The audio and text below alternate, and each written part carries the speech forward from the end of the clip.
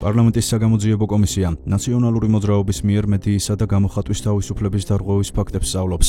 2012 წლამდე არსებული მედიაგარემო და წეწულის ფაქტები გაიხსენა ჟურნალისტმა ვახტანგ ხუმძიაშვილმა. კომისიის წინაშე წარდგნენ ბექა სივსივაძე და გიორგი მამაცაშვილი. 7 წლის 10 აგვისტოს, 10 აგვისტო გიორგი მამაცაშვილი ჩვენი მეგობარი და კოლეგა ძალიან ემოციურად საუბრობდა, მაგრამ მართლაც შავი დღე გაუთენდა ქართულ მედიას იმ გაზეთებს, რომლებიც გამომცემლობა სამშობლო შენობაში ვიყავით. დილით შევიტყვეთ, რომ ვინც იქ არისო იმ პერიოდში შენობაში, გიორგი მისაუბრა იმის თაობაზე, ვინც იქ იყო, როგორ გამოყარეს იმ შენობიდან, ანუ გარკვეული წინააღმდეგობა სრულიად ბუნებრივია გაუწიეს და ეს წინააღმდეგობა მოსალოდნელიც იყო. გამომცემლობა სამშობლოში ვინც იყო განთავსებული, ყველა მეორე დილას ეს რო გაიგო, ყველამ თავი მოვიყარეთ იქ, მაგრამ შიგნით არავის აღარ უშვებდნენ. ამ დროისთვის გამომცემლობას ხელმძღვანელობდა ზაზა კახაძე, ჟურნალისტი და ჩვენი მეგობარი და გულშემატკივარი. ასე დაიწყო დევნილობაში, მედიის ცხოვრება დევნილობაში. ძალიან ძნელი იყო გამომცემლობა სამშობლოს არსებობის გაგრძელება იმ პირობებში, როდესაც ის ძველ პოლიგრაფიულ მომსახურებას ვეღარ უწევდა, უკვე კომპიუტერული ტექნიკა ჰქონდათ მედია საშუალებებს, გაზეთებს და შესაბამისად გამომცემლობის დატვირთვა პოლიგრაფიული ამ თვალსაზრისით, საამწყობო საამქროს თვალსაზრისით უკვე არავის აღარ სჭირდებოდა. ძალიან უჭირდათ, ან საერთოდ არავინ ხდიდა გადასახადს ფირას, რომელიც გამომცემლობა სამშობლოს უნდა მიეღო ამ გაზეთების რედაქციებისგან. საბოლოო ჯამში სახელმწიფოსთვის ეს შენობა გახდა ტვირთი, რომლისთვისაც არ იცოდნენ რა მოეხერხებინათ, რა ექნათ ამ შენობისთვის. ამიტომ რედაქციებმა გადაწყვიტეს, რომ მიემართათ საქართველოს პრეზიდენტისთვის და ეთხოვათ პრეზიდენტ შევარდნაძესთვის, რომ ეს შენობა გადაეცათ მათთვის. არგუმენტი იყო ის, რომ ძალიან დიდი ფული შექონდათ ამ გაზეთებს სახელმწიფო ბიუჯეტში, მაშინდელ სახელმწიფო ბიუჯეტში, როდესაც ეს შენობა შენდებოდა. დიდი შემოსავლების მქონე გაზეთები იყვნენ ესენი და ამით აშენდაო და ამავდროულად რაც ძალიან მნიშვნელოვანი იყო, ამ რედაქციებს წასასვლელი მართლა არსად არ ჰქონდა. მე მახსოვს ძალიან კარგად, მაშინ სახელმწიფო საინფორმაციო სამსახურში მუშაობდი და პრეზიდენტის პრესვდინის მოადგილე ვიყავი, როდესაც პრეზიდენტ შევარდნაძისგან რეზოლუციით ჩამოგვივიდა წერილი, რომ გაერკვიეთ რა ხდება. საბოლოო ჯამში ამ საკითხის გარკვევა გადაიდო საპარლამენტო არჩევნების შემდგომი პერიოდისთვის. იყო ერთი მნიშვნელოვანი ნიუანსი იმავდროულად, რაც მე ძალიან კარგად მახსოვს, ეს იყო სააკაშვილის განცხადება, რომ ის არ კითხულობს გაზეთებს. ქართულ გაზეთებს არ ვკითხულობ, აი ასეთი განცხადება გააკეთა. ამან გამოიწვია ის, რომ ჯერ ისედაც მატერიალურად მძიმე მდგომარეობაში მყოფი ბეჭდური მედია კიდევ უფრო მძიმე მდგომარეობაში ჩავარდა და არამხოლოდ ის გაზეთები, რომლებიც გამომცემლობა სამშობლოს შენობაში იყვნენ, არამედ რეზონანსი, ალია, ხალითაობა, სხვა გაზეთებიც. ეს გაზეთები, რომლებიც გამომცემლობა სამშობლოს შენობაში იყვნენ, არ თანაუგრძნობდნენ იმ ადამიანებს, რომლებსაც ჟვანია სააკაშვილის გუნდი ერქვა და ბურჯანაძე დემოკრატები ერქვა. შესაბამისად, ეს ორმხრივი იყო, ასე ვთქვათ, ეს ბჭყალებში სიყვარული და არ თანაუგრძნობდნენ, იმიტომ რომ ძალიან კრიტიკულად იყვნენ განწყობილები. სააკაშვილისთვის ეს გაზეთები იყო მნიშვნელოვანი იმ თვალსაზრისით მათი მხარდაჭერა, რომ ისინი მათ კეთილი განწყობის მოპოვებას ცდილობდა, მაგრამ ის ვერ მოიპოვებდა. ფიგურალურად თუ ვიტყვი, ახლა მე პირადად ნანახი არ ამყავს ის, მაგრამ წინდაში შარვალ ჩატანიებული სააკაშვილი ყავდა ამ ხალხს ნანახი და მათთვის არანაირი ავტორიტეტი არ იყო სააკაშვილი. ყველამ კარგად იცოდა, თქვათ, იგივე ახვლედიანის ქუჩაზე რიჟინაშვილისგან როგორ იყიდა $350 საცხოვრებელი ბინა და ეს იყო ძალიან დიდი, ასე ვთქვათ, ხმაურის მიზეზი იმ დროისთვის, როდესაც ადამიანი კორუფციას ებრძოდა. სააკაშვილს ყველაზე ძალიან ეშინოდა იმისი, რომ მის მიმართ განწყობა იქნებოდა აგდებული და ნუ ყველამ ძალიან კარგად ვიცით, ეს საბოლოო ჯამში ძალიან ბევრ ადამიანს სიცოცხლის ფასადაც კი დაუჯდა მის მიმართ წარსულში და ჯანმრთელობის ფასადაც დაუჯდა წარსულში გამოხატული აგდებული დამოკიდებულება და ბევრი 2003 წელს უბრალოდ ქვეყნიდანაც გაიქცა.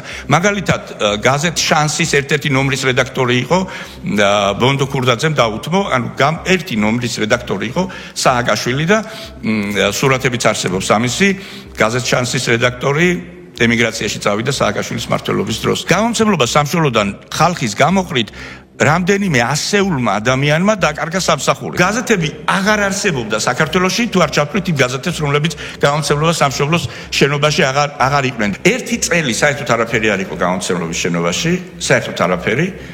და ერთი წლის თავზე 9 აგვისტოს დაიწყეს 2008 წლის 9 აგვისტოს ცხინვალის რეგიონიდან დევნილებმა და არა მხოლოდ ცხინვალის რეგიონიდან, არამედ შიდა ქართლიდან დევნილებმაც, არა მხოლოდ ცხინვალის რეგიონის სოფლების, გორის რაიონის სოფლების მცხოვრებლებმაც იქ თავის შეფარება მოსასწრე სოფლებში ვინ ცხოვრობდა. რამდენჯერმე სცადეს შენობის გაყიდვა, მანამდეც რითაც ჩვენ გამოვყრიდნენ და იმ დროისთვისაც უკვე როდესაც დევნილები იყვნენ იქ, მაგრამ არავინ არ ყიდულობდა შენობას, იმიტომ რომ შარიანი შენობა იყო, როგორც იტყვიან. საბოლოო ჯამში 27 ივლისს 2011 წლის 27 ივლისს ეს დევნილებიც გამოყარეს იქიდან, ასევე პოლიციის დახმარებით გამოყარეს ისინი და 15 სექტემბერს გაყიდეს გამომცემლობა სამშობლოს შენობა და მიყიდეს ერთი კვირით ადრე 8 სექტემბერს შექმნილ ფირმას. 11 წლის 26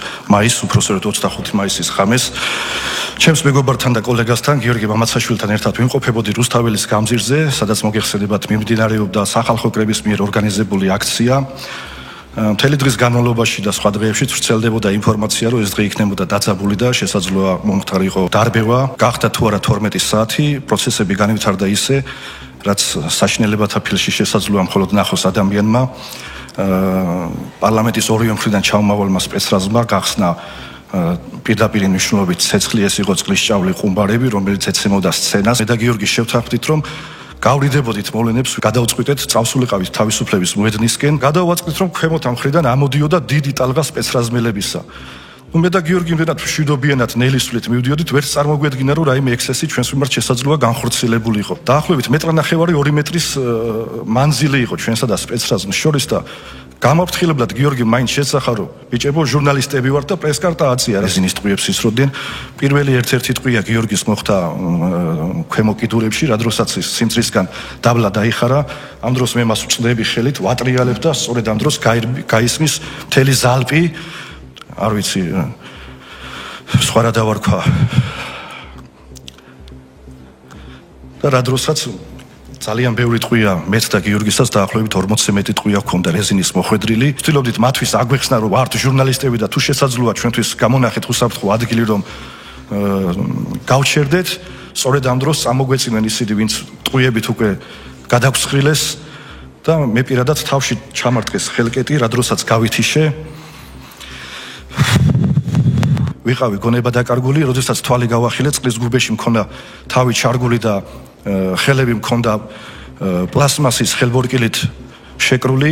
მოახერხე გიორგისთან მიხოხება, ესე ვთქვათ და აქედან იწყება უკვე მეორე ეტაპი ჩვენი წამების. მე საუბრისთავი აღარ მქონდა, ვერც ვსაუბრობდი, ეს კბილები ჩაფშნილი მქონდა, ეხლაც მახსოვს ემალის გემო, რომელმიც პირში პირველად ვიგრძენი. ჩვენგან 2-3 მეტრში ეგდო ადამიანი, რომელსაც თავის ქალა გადახსნილი ქონდა და რუხის სითხე იფრქვეოდა. ეს იყო საშინელი სანახაობა, იმ მტერსაც რო არ უნდა უსურო ამის ნახვა.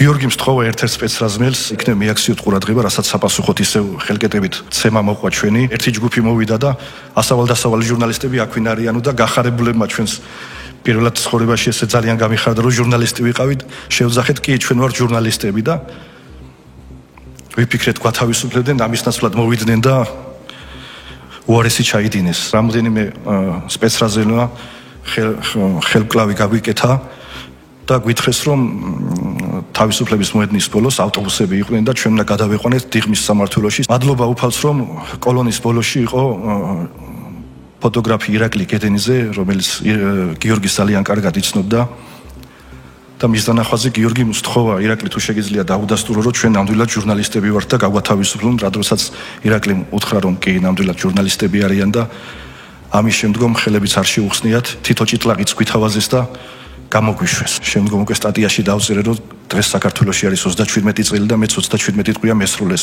მაგრამ ვერ მომკლეს მეთქი. აი ამ ხამუთებით ვიყავით დაბუნებები და დღესაც სხვათა შორის ოფისში მიკიდია კედელზე, რომ ახსოვდეს საიდან მოვდივარ. რომ ახსოვდეს ის ტკივილიც, შეიძლება სადისტი ვარ და საკუთარ თავს რაღაცა განაჩენს ვუტან, მაგრამ ეს უნდა მახსოვდეს მეც, იმიტომ რომ ეს ხარ სხვათა შორის რეპორტიორში გია ბარამიძე მოვიდა პრესკონფერენციაზე და ეს რა არისო? ეს მე ვთქვა შენი ჯალათური რეჟიმის ნამოქმედარია. დღეს ლაშა ბუღაძე გამოდის და მოდალს მიკითხავს. და ეგ დადიან ქუჩა-ქუჩა დაძეწიან და სპექტაკლებს მიმართავენ. დამიდგეს ნებისმიერი მსახიობი. მე ვამბობ, კი, აი იგივეს ვიტყვი ახლა და სხვათა შორის შარშა ნოემბერშიც საქართველოს ჟურნალისტთა ფედერაციამაც თქვა და გამოვხატეთ ჩვენი ასე ვთქვათ წუხილი თუნდაც გურამ რო გავას ამბავზე იმ გადაცდომებზე რაც მოხდა თუნდაც იმ მაკაჩხლაძეზე თავდა გამოვიდეს ნებისმიერი დღეს ეს ნაძირალა ნაცი და მითხრას ანალოგიურად თუ გაუპროტესტებია სააკაშვილის რეჟიმში თუნდაც შემიდა ბექას დარბევა ირმა ინაშვილი ბონდო მძინარაშვილი ნინო ჟღარტყავა აი ეს ხალხი და ცხონებული ლევან ჩხაიძე ჯაკო რომლებიც დილიდანვე აიკლო ჩემი ტელეფონი და ეხლა უსამართლობა იქნება არ ვთქვა თუმცა ჟურნალისტიკაში აღარ იყვნენ იმ პერიოდში ას ინგა გრიგოლია და ას გიორგი თარგამაძე მათი მორალური მხარდაჭერაც მახსოვს ჯონ ბასი იყო ეს ტესტი მაშინ ელჩი იყო ამერიკის ეს ტესტი ხელშემწყობი სწორედ ჯონ ბასი გახლდათ აი ამ დარბევის და ამერიკის საელჩოში განთავსებული მონიტორებზე ღია ეთერში უყურებდნენ როგორ ხოცავდნენ და ჟლეტავდნენ ხალხს იმ ადგილზე უშუალოდ დღეს თავისუფლების მოედნის მეტროს სიახლოვეს ვერ უახლოვდებოდი იმ ადგილს ტკივილი გვეწყებოდა და დღესაც კი ფსიქოტროპულებს ავსავთ GCS-ის დანიშნულს. იმიტომ რომ კიდე რაღაცა გამოკვლევებს გავდივართ და კიდე არ არის მწყობში იმდენი დაჟეჟილობა მქონდა, იმდენად მძიმეთა დამამები მქონდა თავში. არასდროს ასეთ მომიტინგეს ოლე არ უკადრია და არ უმღერია. ასეთ მომიტინგეს ტყუიან ფქვევიას სჭერია ხელში მაშინ. მე არ ვერევი მათ პოლიტიკურ ნაწილში. მე როგორც ჟურნალისტი ესე ვამბობ, თორე მიტინგების მეტი რა მაგ ნანახი. 2007 წელს პრაქტიკულად შარაძის მკვლელობით დაიწყო უკვე ღიად მორალური შეტევა უკვე მედიაზე და რაღაც ცნობიერზე. როდესაც გამომცემლობა სამშობლოდან გამთენიისას გამოყვარეს ჟურნალისტები. ასავალში უმუშაობდი მაშინაც. ყველა თემას ვეხებოდით აბსოლუტურად. მე ვწერდი უშუალოდ ამ წელს ჟვანიას მკვლელობა. გიგ უგულავას ბრძანებით, ირაკლი მაკაცარიას ბრძანებით შემოვარდნენ გამთენიის 5 საათზე სამშობლოში და სხვათა შორის იქ ვიყავით, ნომერზე უმუშაობდით ხამე, ასავალის ოფისში ვიყავით და კონდახების ეს ტყმევით მაგორავის კიბეებზე პირადად მე. როდის მოხდა ეს რა აქვს? 2007 წლის 10 აგვისტოს. შედიხარ გამომცემლობაში, კეტავ, არბევ, ყრი და ასობით რედაქციას ტოვებ ქუჩაში და ფანჯრებიდან ყრიდნენ მთელ არქივს. მე უშუალოდ ვესწრებოდი, როდესაც მერიის წარმომადგენლები მოვიდნენ აქციის ორგანიზატორებთან და შესთავაზეს, ასე ვთქვათ, მიტინგის დაშლა. რომ შემდეგ უკვე დაშლას დავიწყებთ, მანამდე იქნება დაცალო ტერიტორიაო და ეს ხდებოდა დაახლოებით 12 საკლად 15 25-ში ღამით მივედი ბექასთან, მოვკიდე ხელი, წავიდეთ მეთქი ჩვენ გავედით აქედან უკვე აქ რაღაცა საშინელებები მოხდება მეთქი, ბექამ კი ვიყავიო ჩასული თავისუფლებაზეო და მითხრა უკვე რომ იქ მთლიანი პერიმეტრია უკვე დაკავებულიო შეიარაღებული ხალხის მიერ და მე როგორც აღმოჩნდა უკვე ახალაიას ასე ვთქვათ პირადი შემადგენლობა იყო. ორჯერ ყვირივართ, ჟურნალისტები ვართ და იქნებ გაგვატაროთ და არ გვესროლოთ. ამის შემდეგ მოხდა სროლა დამიზნებით, ბექამ წამომაყენა და ეგრევე უკვე ორივეს, აი რო იყვენ დაგვაცალეს უკვე ზალბით მოგვიშვეს უკვე რასაც ქვია. წინ შემიკრა ხელები და ამან კიდე გადამასჩინა, იმიტომ რომ ნებისმიერი თავში დასტყმისას ხელს მაინც ვიშვერიებდი და აქედან ვმხვდებოდა, აქეთ მხარეს უკვე მაჯაზე მხვდებოდა, ან პირიქით და ნუ ხელების შესაბამისად დავიზიანე და სხვათა შორის მარჯვენა ხელზე დღესაც მაქვს დაზიანებები და დღესაც ვერ ვხმარობ, უკვე მყესები იყო იქ გაწყვეტილი.